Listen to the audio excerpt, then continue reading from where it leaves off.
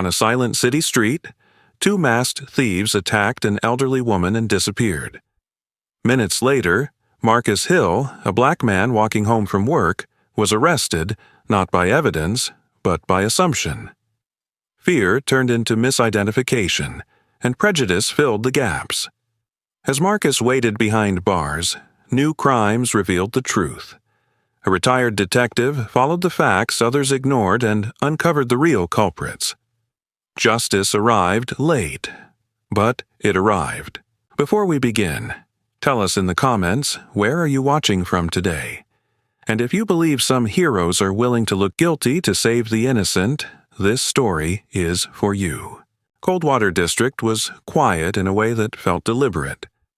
Near midnight, winter air pressed low against the streets, cold but dry, carrying the faint smell of concrete and old leaves.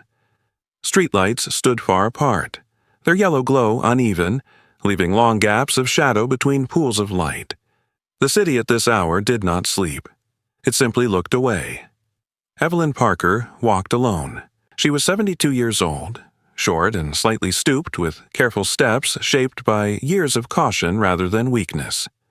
Her gray hair was pulled neatly beneath a wool hat, and she wore a long beige coat that had once belonged to her late husband. Her face carried the lines of a life lived without ease: tight lips, watchful eyes, and a constant tension in her shoulders. Evelyn was not unkind, but she was guarded. Years of watching evening news alone, years of stories told without context, had quietly shaped her fears. That night, she had stayed later than usual at the community center, helping organize donated clothes. She disliked being out after dark, but pride often overruled comfort. She held her handbag close, fingers wrapped tightly around the strap, walking faster than she admitted to herself. She never saw them approach. Two figures emerged from the darkness between parked cars. Both wore hooded sweatshirts, pulled low over their faces, scarves covering their mouths. They were young, quick in their movements, careless in their confidence. Their shoes scraped the pavement softly as they closed the distance. The shove came from the side. Evelyn lost her balance immediately. The world tilted, and the cold ground rushed up to meet her. Pain flared in her hip as her handbag was ripped from her grasp. She cried out. Not a word, just a sound, born of shock and fear. "Help!" she screamed, her voice breaking. The figures did not hesitate. They turned and ran, disappearing into the narrow alley that cut through the block like a wound. Their footsteps faded quickly, swallowed by the city. Evelyn lay on the pavement, breathing hard, her heart pounding painfully in her chest. Her hands shook as she pushed herself upright, her palms scraping against the rough concrete. The street was empty. No doors opened. No windows lit up. No one came running. Across the street, a security camera hung above a closed convenience store. Its red indicator light was dark. It had been broken for weeks. Its glass cracked during a storm. Its repairs postponed and forgotten. Tonight, it watched nothing. Several blocks away, Marcus Hill stepped out of a warehouse loading bay and into the cold. Marcus was 29 years old, tall, with a lean build shaped by long shifts of physical work.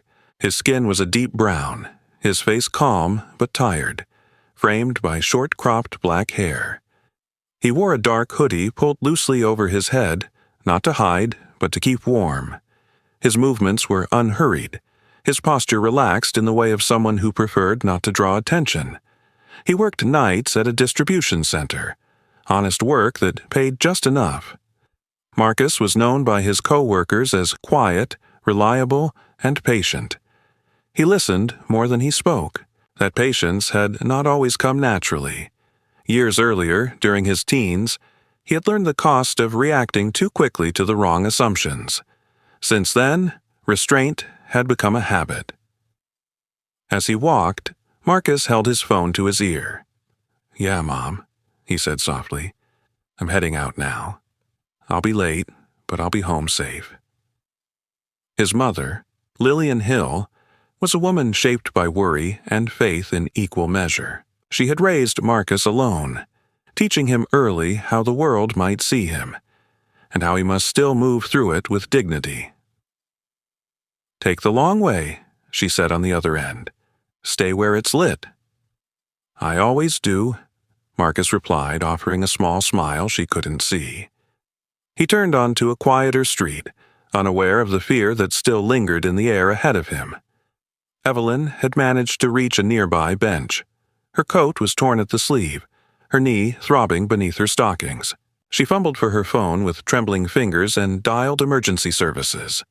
Her words came out rushed and fragmented, driven by adrenaline more than clarity.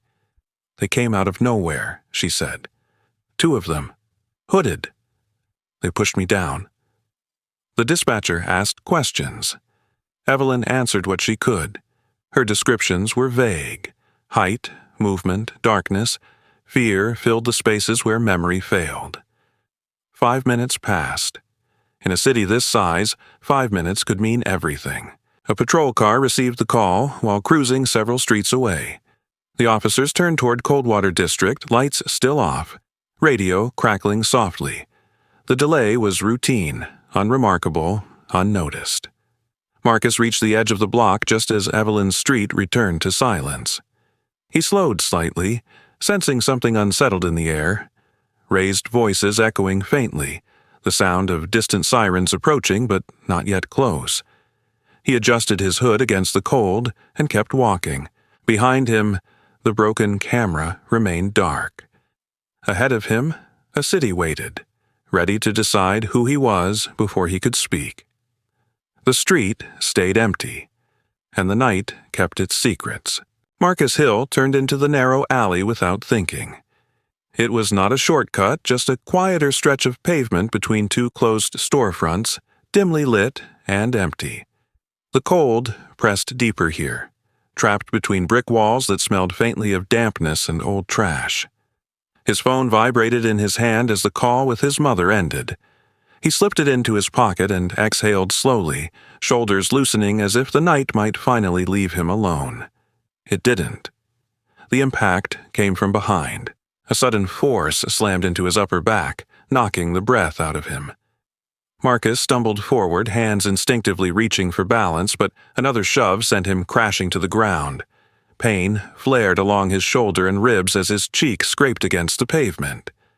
"Don't move!" a voice barked. Before Marcus could speak, strong hands twisted his arms behind him.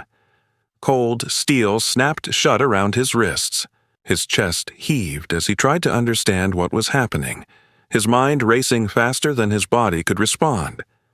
"I didn't," he began, but his words were cut off as someone forced him upright and pinned him against the wall. The brick was icy against his face. He could feel his heartbeat pounding through his jaw. 2 police officers stood behind him. One of them, Officer Grant Miller, was in his early 40s, broad-shouldered with a square jaw and closely shaved hair. His eyes were sharp but distant, focused more on control than comprehension. Grant had spent years on patrol and believed deeply in instincts, especially his own. To him, hesitation was weakness, and questions slowed things down. "You match the description," Grant said flatly. Marcus swallowed. "What description?" His voice was steady, practiced. He had learned long ago that panic only made things worse. Before Grant could answer, the second officer shifted uncomfortably. Officer Daniel Reed was younger, mid-20s, slimmer, with soft features that still carried traces of uncertainty. His uniform looked newer, less worn by routine. Daniel's eyes flicked from Marcus's cuffed hands to his calm expression, then back to Grant. "Sir?" Daniel said cautiously, lowering his voice. "Dispatch said the suspects were masked. The description was vague." Grant shot him a sharp look. "He was near the scene, hoodie, dark clothing. That's enough to bring him in." Marcus felt the words settle like a weight on his chest. Hoodie, dark clothing.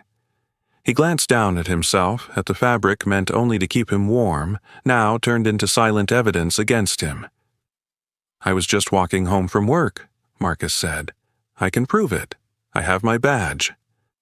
Grant ignored him, tightening his grip as if to end the conversation. Daniel hesitated, his hands hovering uselessly at his sides. He had joined the force believing in procedure, in fairness, but standing there, watching the imbalance of power press down on one man, he felt that belief tremble. Across the street, partially hidden behind a dumpster, an older man watched. His name was Thomas Red Collins, a homeless veteran in his late 50s, his beard streaked with gray, his coat patched and threadbare. Years on the streets had taught him when to stay invisible. He had seen the shove, the cuffs, the lack of questions. His fingers curled into his palms, but fear rooted him in place. He had learned the cost of speaking up when no one wanted to listen. Marcus was led out of the alley, his wrists aching as he was pushed toward the patrol car. The street was still quiet, too quiet. No phones raised, no doors opening. The city watched from behind closed eyes. As Grant opened the back door of the cruiser, Marcus felt a familiar tightness in his chest. Not panic, but memory. His mother's voice echoed in his mind, clear and steady as if she were standing beside him. "Stay calm, Marcus. No matter what they say, no matter how they look at you." He had been 16 the first time she said it, after a misunderstanding at a convenience store that ended with him questioned and released without apology. She had held his face in her hands afterward, her eyes tired but fierce. "The world will test you," she had told him. "Don't give it what it expects." Marcus breathed slowly as he was seated in the back of the car. The door slammed shut, sealing him into a space that smelled of vinyl and disinfectant. The engine started. The alley faded from view. Officer Daniel Reed climbed into the front passenger seat, his jaw tight. He stared straight ahead as the car pulled away, the radio crackling softly between calls. He said nothing more. The moment to speak had passed, and he felt its weight settle heavily on him. Behind them, Thomas Collins stepped back into the shadows.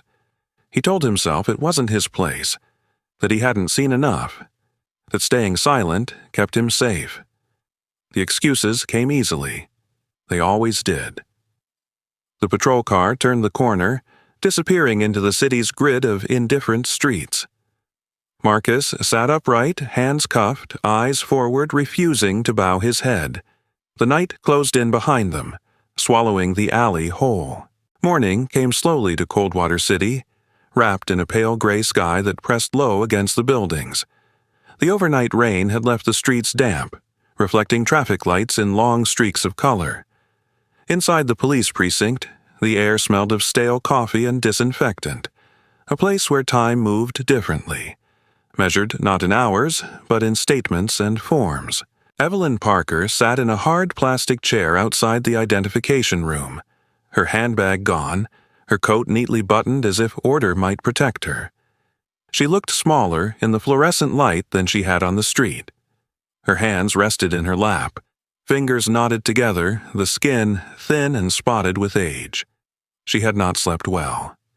Each time she closed her eyes, she felt the shove again, the sudden loss of balance, the terror of falling with no one there to catch her. Evelyn had grown up in a different America, one shaped by fear passed down quietly at dinner tables and reinforced by decades of headlines. She did not think of herself as cruel. She volunteered. She smiled at neighbors. But fear had a way of hardening into certainty when left unchallenged. That fear sat with her now, heavy and unexamined. A female officer opened the door and called her name. The officer, Sergeant Linda Moore, was in her early 50s, tall and straight-backed, her dark blonde hair pulled into a tight bun.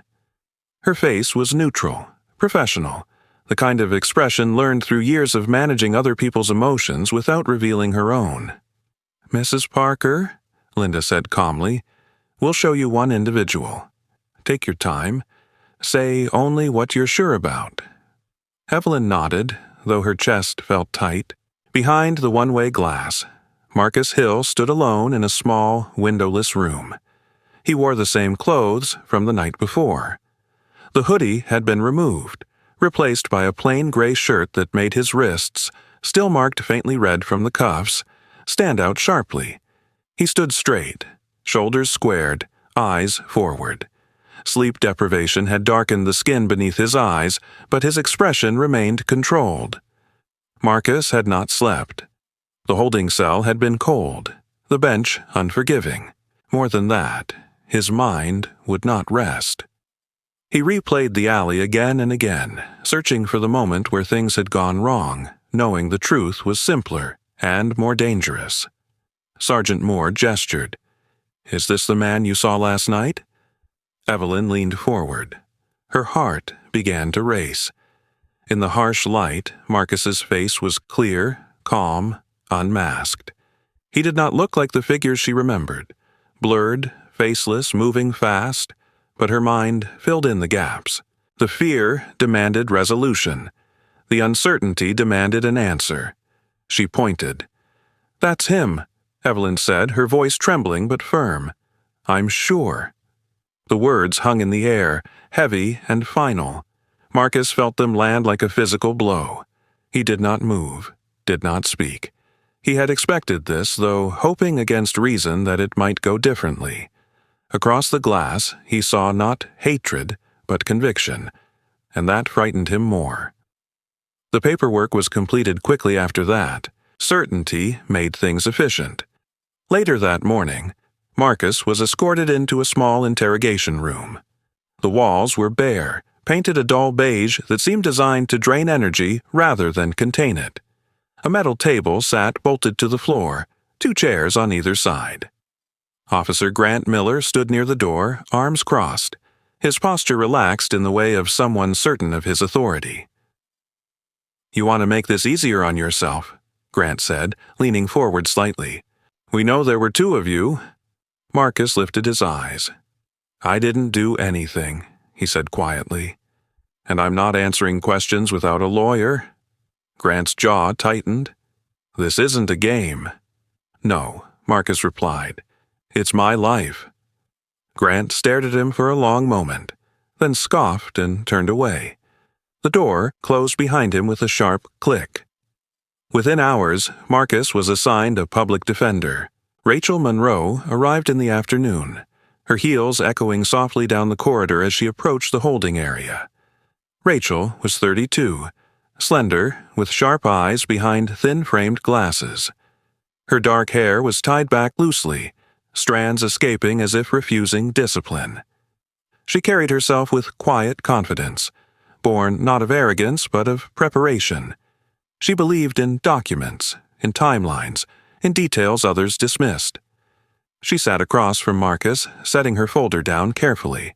"I've reviewed what they have," she said. "It's thin." Marcus nodded. "They're pushing me to name someone else." Rachel's lips pressed into a tight line. "You did the right thing asking for counsel." She explained what she'd found. Marcus's time card placed him at work during the robbery. His supervisor confirmed it. But the warehouse security footage, normally the strongest proof, had malfunctioned during the exact window they needed. A technical failure, logged and unresolved. "It should help," Rachel said honestly. "But without the footage, they'll argue it's not conclusive." Marcus exhaled slowly. "And the woman? She identified you," Rachel said. Confidently. The word settled between them, bitter. Outside the precinct, a different story was already taking shape. A local reporter, Jason Feld, stood near a news van, adjusting his tie before going live. Jason was in his late 30s, clean-cut with a practiced smile that appeared easily on camera. He thrived on urgency, on framing uncertainty as drama. "Breaking news," he announced, voice sharp with excitement. "Police have detained a suspect in last night's robbery spree. Sources confirm the suspect may be linked to multiple incidents across Coldwater District." The chyron beneath him read, "Black suspect questioned in night robberies." The words traveled faster than facts ever could. Back inside, Marcus sat alone again, the echo of Evelyn's certainty still ringing in his ears. He thought of his mother, of the care she had taken to prepare him for moments like this without ever naming them directly. He straightened his back, folded his hands, and waited. The system moved on around him, efficient and indifferent. And somewhere between fear and certainty, the truth slipped quietly out of reach. Coldwater City did not slow down for doubt. By the third morning after Marcus Hill's arrest, the rain had returned, thin and persistent, washing the streets into a dull shine. Sirens cut through the gray hours with increasing frequency, and people began to speak in lowered voices again, on buses and cafes and office hallways. Fear had found a rhythm. Marcus sat in a holding cell that smelled faintly of bleach and metal. The room was narrow, the walls scratched with marks left by previous occupants, dates, initials, fragments of sentences that trailed off before finishing their thought. He counted time by meals and head counts. His body remained still, but his mind refused rest. He replayed the identification, the finger pointing, the word sure.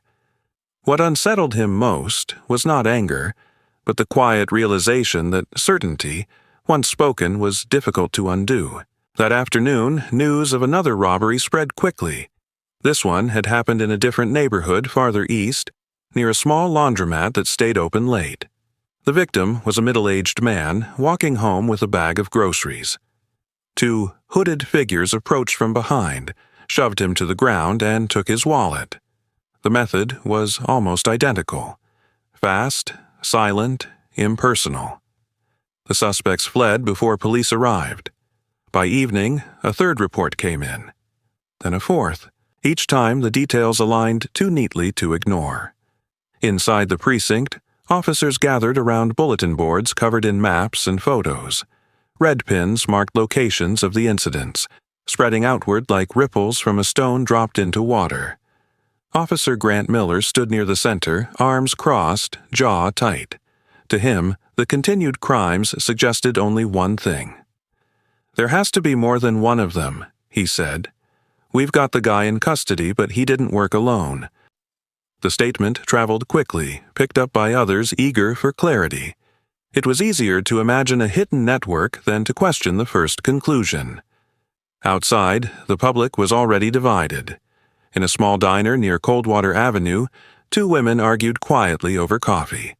One insisted Marcus couldn't be responsible if the crimes were still happening. The other shook her head, convinced he was part of something larger, something not yet uncovered. Online, the division sharpened, comments stacked atop one another, some calling for patience, others for harsher measures. The loudest voices were the most certain, though they knew the least. Television screens replayed the same image of Marcus being escorted through the precinct hallway, his face expressionless, eyes forward. The framing told its own story. Across town, in a modest apartment overlooking a parking lot, Daniel Brooks watched the broadcast in silence. Daniel was 61, tall but slightly stooped, his posture shaped by years on the force and a spinal injury that never fully healed. His hair was short and gray, his beard neatly trimmed, his face deeply lined. There was a steadiness to him, an economy of movement that came from habit rather than effort. He wore an old sweater and sat with his hands folded loosely in his lap, eyes sharp despite their age. He had retired 5 years earlier, officially due to health reasons, unofficially because he was tired. Tired of paperwork burying truth, tired of watching patterns repeat themselves with new names and familiar outcomes. He had stayed away from the news for the most part, preferring quiet routines and long walks. But this story had reached him anyway. Daniel leaned forward slightly as the reporter described the robberies. "Same approach," the reporter said. "Two suspects, hooded, targeting individuals walking alone at night." Daniel muted the television. He closed his eyes and pictured the map in his head, the invisible lines connecting locations, timing, behavior. He had learned long ago that criminals repeated themselves not out of carelessness but out of comfort. People called it instinct. Daniel called it habit. This didn't look like a group improvising around an arrested accomplice. It looked like continuity. His mind drifted backward, uninvited. He saw himself at 28, standing in a courthouse hallway beside a young black man in an ill-fitting suit, watching as a jury filed out. The evidence had been thin, the timeline uncertain. But the verdict had come quickly. Guilty. Daniel had stood there, badge heavy on his chest, knowing something was wrong and lacking the authority or courage to stop it.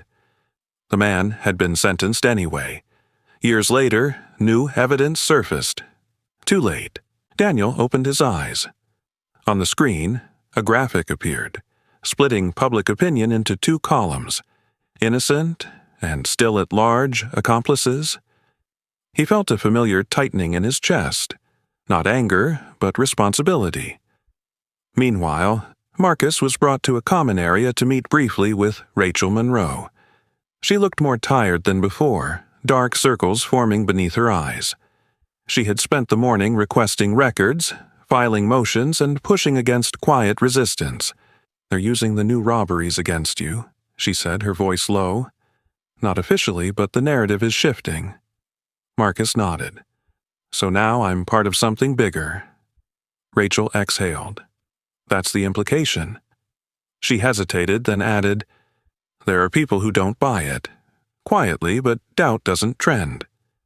Marcus thought of his mother again, wondered what she was seeing on television, what she was feeling. He straightened his shoulders.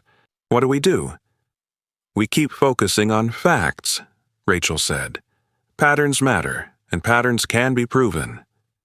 Back in his apartment, Daniel Brooks stood and reached for his coat. He moved slowly, deliberately, as if testing a decision before committing to it. On the wall hung an old photograph of him in uniform, younger, broader, his smile unguarded. He looked at it for a moment, then turned away. He grabbed his keys. Daniel did not yet know Marcus Hill's name. He did not need to. He recognized the shape of the problem, and that was enough. Somewhere in the city, the truth was moving freely while the wrong man sat still. That imbalance had always bothered him. As night fell, another siren echoed through Coldwater District. People closed their doors earlier. Conversations grew shorter. Fear, once again, found fertile ground. And in the quiet spaces between certainty and evidence, a retired detective began to think, not as an officer, but as a witness who had waited too long once before. Daniel Brooks did not announce his return to the streets. He simply stepped back into them. The rain had thinned to a mist by evening, the kind that clung to coats and softened edges without ever fully falling. Coldwater District changed after dark. Voices lowered, footsteps quickened, and the city learned again how to move quietly. Daniel pulled his collar up and walked with the patience of someone who had learned not to hurry the truth.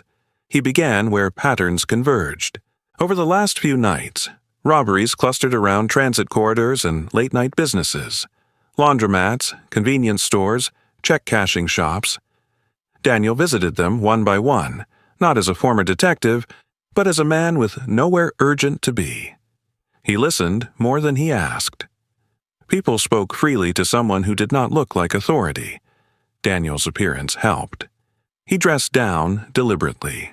Worn boots, a heavy coat frayed at the cuffs, a knit cap pulled low. His beard was grayer than most, his eyes steady. He moved with a slight stiffness that suggested age rather than threat. To the city, he looked like another man who had slipped between schedules. Near the eastern edge of Coldwater, he noticed them for the third time in 2 nights. 2 young men lingered near a bus shelter long after the last route had passed. They kept their hoods up despite the mild drizzle, faces half hidden. One was taller and thin, shoulders hunched forward as if bracing against a constant wind. The other was shorter, broader through the chest with restless hands that never seemed to settle. Daniel watched from across the street, seated on a low concrete wall.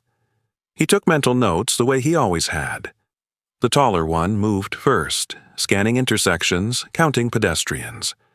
The shorter one followed half a step behind, eyes darting toward storefront windows. They spoke rarely, but when they did, their heads leaned close together. Habit, not improvisation. Their names, Daniel would later learn, were Ethan Cole and Ryan Novak. At this point, they were just shapes in motion. Daniel needed proximity without attention. The easiest way was to blend in. The next evening, he positioned himself near a soup kitchen that stayed open late. He stood in line with others who carried everything they owned on their backs. No one questioned him. Hunger equalized status quickly.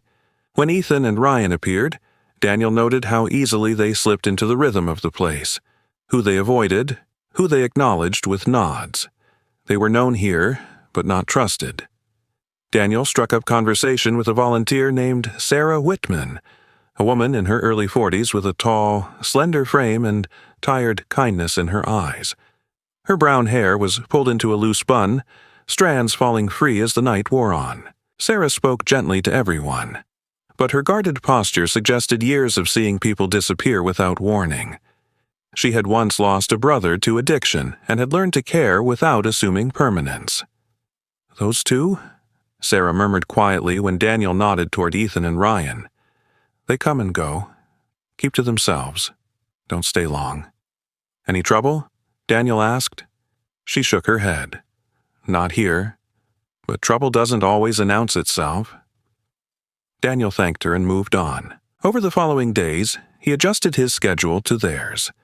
He learned their habits, the way they favored certain streets, avoided others, timed their movements between patrols. He observed from benches, doorways, the far side of intersections. When he needed evidence, he used his phone discreetly, angling it low, capturing silhouettes and timestamps. He took photographs of footwear, of gestures, of the small details people overlooked. Patterns lived in details. Once, while Daniel sat near an underpass, a stray dog approached him. The dog was medium-sized, perhaps 3 years old, with patchy brown and white fur and a cautious gait. One ear stood upright, the other bent forward permanently. The dog sniffed Daniel's hand, tail low but wagging. Daniel shared a piece of bread and the dog stayed, settling beside him. Animals recognize stillness. Daniel scratched behind the dog's ear and felt a brief, grounding calm. He named the dog Shadow, just for himself. Shadow became a quiet companion on long nights, padding along at a distance, never interfering. Daniel followed Ethan and Ryan farther north, where warehouses stood abandoned near the rail lines. The buildings were relics of older industries, brick facades cracked, windows boarded or shattered. One structure, set back from the road, drew his attention. Lights flickered briefly behind broken glass after midnight. Not steady, not random. Intentional. He waited. 2 nights later, Daniel watched the pair slip through a side entrance. He counted minutes. When they did not emerge, he crossed the street and approached carefully. The door was ajar. Inside, the air smelled of rust and damp paper. Daniel stayed close to the wall, listening. Voices drifted from deeper within, low, focused. He did not enter fully, he didn't need to. When the building emptied again, Daniel circled around and slipped inside. The warehouse had been repurposed in a crude way. Old crates formed makeshift tables. On one wall, a city map had been taped up, marked with circles and arrows. Times were written in black marker beside locations. Daniel felt a familiar tightening in his chest. This was not desperation. This was planning. He photographed everything. He did not touch the map.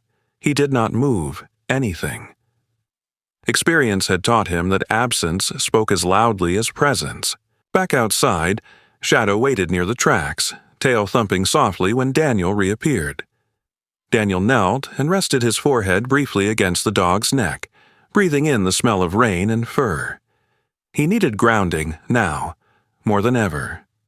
Across town, Marcus Hill lay awake on his narrow bed. The light in the corridor flicked on and off as guards passed. He stared at the ceiling, thinking not of freedom, but of clarity. He wondered if truth, like sound, traveled slower through walls. Daniel returned home just before dawn, shoes soaked, coat heavy. He transferred files to his computer, labeling them carefully. Dates, times, locations.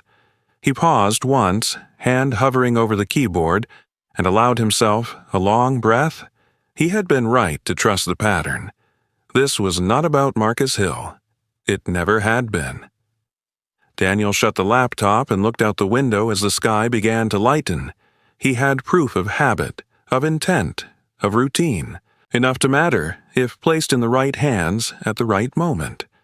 The shadows had spoken. He had listened. Coldwater City held its breath the night the truth finally moved. The air was clear and cold, the streets washed clean by an earlier rain reflecting storefront lights like quiet mirrors. Daniel Brooks stood across from the old warehouse, hands deep in his coat pockets, posture loose in a way that suggested nothing more than waiting. Inside his jacket, his phone was already recording. He had learned not to rush moments like this. Truth needed patience to show itself whole. Across the street, Ethan Cole and Ryan Novak emerged from the shadowed entrance they had come to trust. Ethan, the taller of the two, moved with the alertness of someone who had learned to read danger early. His frame was narrow, his face sharp, eyes constantly measuring distance.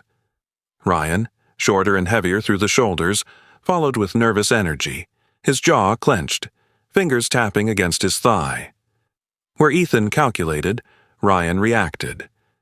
Together, they made a system. Daniel watched them pause at the corner. Ethan checked his watch. Ryan scanned the block. They had done this many times before, and habit had dulled their caution. They did not see the unmarked sedan parked 2 streets away, engine idling low. They did not notice the slight change in foot traffic. Ordinary people redirected by quiet signals. Daniel stepped back, just far enough to disappear into the night. The target was a woman leaving a late shift at a small pharmacy. Her name was Laura Mitchell, early 30s, average height, hair pulled into a tired ponytail.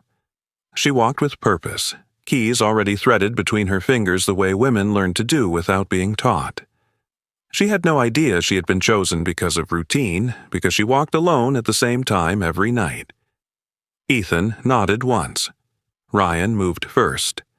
The shove was swift. Laura stumbled, cried out, and the bag slipped from her shoulder. For a split second, the street felt exactly as it had before. Quiet, unprepared. Then the night broke open. "Police, don't move!" Unmarked doors flew open. Officers moved in from 3 directions, their movements precise and coordinated. The moment stretched, then collapsed. Ryan froze, eyes wide, mouth opening and closing without sound. Ethan bolted, instincts overriding thought, but he made it only a few steps before he was tackled to the pavement. The panic came quickly after that. Ryan dropped to his knees, hands shaking violently as cuffs snapped closed around his wrists. He looked around wildly, breath hitching. He stammered. "How did you know?" Ethan struggled against the weight pinning him down, anger flashing across his face before fear took its place. "We were careful," he said through clenched teeth. "No one saw us." From the edge of the scene, Daniel Brooks watched silently. He did not step forward, he did not need to. The evidence was already speaking. An officer approached him moments later. Sergeant Alan Price, mid-40s, tall and lean, with a graying mustache and eyes that missed very little. Price had worked long enough to recognize when a civilian knew too much. "You're Brooks," Price said quietly. "Retired." Daniel nodded. "I have something you'll want." He handed over his phone, then another.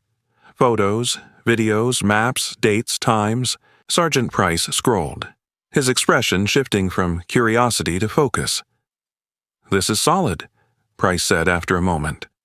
"It's careful," Daniel replied. "There's a difference." By the time the suspects were taken away, the street had filled with light and sound. Laura Mitchell sat on the curb, wrapped in a blanket, trembling but unhurt. An officer knelt beside her, speaking softly. She nodded, eyes wet, still processing how close the night had come to ending differently. Daniel left before questions could find him. The next morning, he sat across from Rachel Monroe in her small office downtown. Sunlight filtered through half-closed blinds, cutting the room into narrow bands of light and shadow. Rachel listened without interrupting, hands folded on the desk, her sharp eyes following Daniel's calm recounting of events. When he finished, Daniel placed a flash drive between them. "Everything's here," he said. "Raw files, originals." Rachel picked it up carefully, as if weightless things could still carry consequence. "This changes everything," she said quietly. "It should," Daniel replied, his voice even, "but only if it's used." Rachel nodded once. She did not ask him why he had done it. She already knew. Across town, Marcus Hill knelt beside his narrow bunk as evening settled into the detention center. The room was dim, lit by a single overhead fixture that buzzed faintly. Marcus's hands were clasped together, resting against the thin mattress. His shoulders were tense, his breathing controlled but heavy. Hope had become a fragile thing. Each day without movement from the court chipped at it. Each headline, each rumor that filtered through the walls, pressed harder against his belief that facts mattered. Still, he prayed. Not loudly, not with expectation. Just enough to remind himself that he was more than what the world had decided he was. He prayed for his mother. He prayed for clarity. He prayed quietly, not to become bitter. When he stood, his legs ached. He sat back down on the bed and stared at the wall. Somewhere beyond it, the truth was finally walking in the open. He did not know that yet. He only felt the weight lift slightly from his chest, as if something unseen had shifted. Back on the street where the arrest had happened, rain began to fall again, light and steady. The city absorbed it without comment, and for the first time since Marcus Hill had been taken away, the night no longer belonged to the wrong men. The courthouse in Coldwater City stood pale against a clear morning sky, its stone steps still cool from the night. Sunlight arrived early, slipping through tall windows and laying clean lines across the polished floor inside. The building had seen countless mornings like this, some heavy with verdicts, others light with departures, but today carried a particular stillness, as if the walls themselves were listening. Marcus Hill entered the courtroom in a simple shirt and pressed slacks provided by the facility. He looked thinner than he had weeks ago, his shoulders narrower, but his posture remained upright. The marks of confinement lingered in his eyes, watchful, cautious, but there was a steadiness there, too. He had slept poorly, though not from fear. It was the waiting that wore him down. Waiting had a way of magnifying every doubt. Rachel Monroe walked beside him. She moved with quiet purpose, her heels measured, her dark hair neatly pulled back. She had slept even less than Marcus, driven by preparation and the weight of responsibility. Rachel believed deeply in order and proof. Chaos unsettled her. Years earlier, a mentor had taught her that cases were won not by speeches, but by patience. She had carried that lesson into every room since. Across the aisle, Evelyn Parker sat with her hands folded tightly in her lap. She wore a navy coat and pearl earrings, the same ones she reserved for church. Her face was pale, her mouth drawn thin. In the days since the arrests, certainty had begun to unravel. She had replayed the memory again and again, noticing for the first time how incomplete it had been. Fear had filled the blanks. That realization had not come gently. The judge entered promptly. Judge Harold Whitman was a man in his early 60s, tall and spare, with silver hair combed neatly back and a face shaped by discipline rather than warmth. His voice was calm, authoritative, practiced over decades. He believed in procedure and had built his reputation on efficiency. This case, however, had unsettled him. He had reviewed the new filings carefully more than once. The prosecution began with confidence that faded quickly. Video evidence played on the screen. Grainy, but unmistakable. Ethan Cole and Ryan Novak moved through familiar motions, their patterns repeating across nights and locations. Maps appeared next, marked and annotated. Dates aligned. Times matched. The shape of the truth became clear. Then came the confession. Ethan spoke first, his voice low, shoulders slumped. He admitted to the robberies, to the planning, to the warehouse. He said Marcus Hill's name once, only to say he had never met him. Ryan followed, less composed, his words tumbling over each other as relief and fear mixed together. Their statements overlapped in detail and intent. There was no room left for doubt. The courtroom remained silent as the last file closed. Judge Whitman removed his glasses and rested them on the bench. He looked at Marcus directly. The pause stretched, not dramatically, but honestly. "Mr. Hill," he said, "the court finds that you were wrongfully detained and charged. All charges against you are dismissed effective immediately." For a moment, Marcus did not move. The words felt unreal, as if spoken to someone else. Then Rachel placed a gentle hand on his arm. "It's over," she whispered. Marcus stood. His legs trembled, but he remained upright. The sound that followed was not applause, just a collective exhale from the room. Outside the courtroom, cameras waited. Evelyn Parker stepped forward before she could lose her resolve. She stood smaller than she once had seemed, her shoulders slightly bowed. Her voice shook when she spoke, but she did not stop. "I was wrong," she said plainly. "I let fear and assumptions guide me. I am deeply sorry for the pain I caused." The words were simple. That was their power. Judge Whitman addressed the press moments later.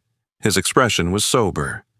"The court failed to slow down," he said, "and in doing so, it failed a man who deserved better. For that, I offer my apology." Marcus listened from the edge of the crowd. He did not seek the attention. He did not need it. Daniel Brooks stood a few steps back, hands folded, coat collar turned up against a light breeze. He looked older in the daylight, the lines in his face more pronounced, but his eyes were clear. When Marcus approached him, Daniel straightened slightly as if unsure how to receive gratitude. "Thank you," Marcus said simply. Daniel nodded once. "I just listened," he replied. "The truth does the rest." They stood together in silence for a moment. Two men connected not by circumstance but by recognition. Marcus stepped outside alone. The sun was warm on his face, brighter than he remembered. He closed his eyes briefly and breathed in. When he opened them, a small smile appeared. Not wide, not dramatic, but real. For the first time in many days, his shoulders relaxed. Justice had come late. But it had come. And this time, it had remembered his name. This story leaves us with a quiet but powerful lesson, one that reaches far beyond a courtroom or a headline. In everyday life, we often make decisions in seconds. We judge situations, people, and intentions based on fear, habit, or what we think we already know. But this story reminds us that assumptions can cause real harm, especially when we stop seeing individuals and start seeing labels. Justice is not only the responsibility of courts or police. It begins with how we treat one another in small, ordinary moments. Marcus did nothing extraordinary to prove his worth. He stayed calm. He told the truth. He waited. And yet, he paid a heavy price for a mistake fueled by prejudice. This is a reminder that fairness requires courage, patience, and the willingness to question our own beliefs. In our daily lives, we can choose to slow down. We can listen before judging and speak up when something feels wrong. Even quiet actions matter. One person who chooses truth over comfort can change the outcome for many. If this story moved you, take a moment to share it with others. Start a conversation. Leave a comment about what this lesson means to you. If you believe stories like this deserve to be told, support the channel by subscribing and staying with us. May God bless you and protect your heart with wisdom and compassion. May He guide us to see one another clearly, without fear or prejudice. If you believe in justice, kindness, and truth, comment Amen below.